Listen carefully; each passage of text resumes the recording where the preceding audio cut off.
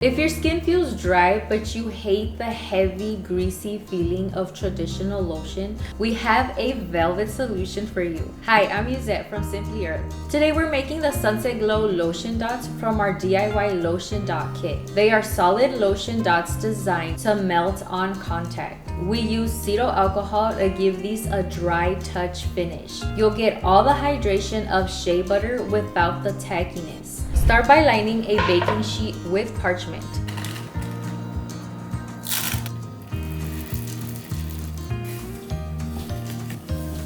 In your double boiler, melt the beeswax, cetyl alcohol, and stearic acid first. You can also do this in the microwave in 30-second intervals. Stir between each interval. Once they melt, add the shea butter and the coconut oil. Remove the mixture from the heat. If using a double boiler, wipe the bottom of the pot to prevent water from dripping into your mix. Let it cool for about 1 to 2 minutes until the edges start to turn white. Stir in 25 drops of sweet orange and 15 drops of cedarwood.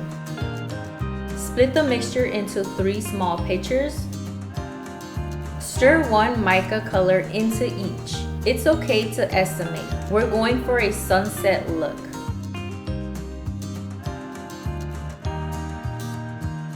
Pour all 3 mixtures into different corners of the mold. Use the included scraper to spread and press the mixture into the cavities. Chill in the fridge for 30 minutes until they're solid. Gently pop them out. Let them set on the parchment for 24 hours to fully cure before labeling your tints. These are so incredible. The texture is so smooth, it glides on like a luxury cream, but leaves a powdery, silky finish. It smells like a warm summer evening. Bright citrus, grounded by that earthy cedarwood.